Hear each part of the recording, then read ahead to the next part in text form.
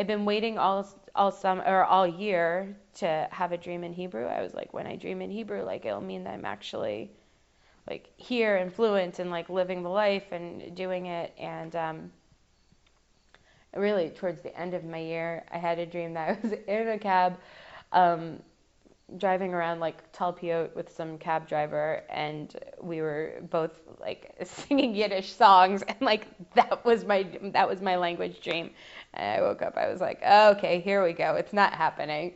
And I like emailed around, and it was like, I'm gonna enroll in the Yiddish summer program, and they were like, excellent, and that was that.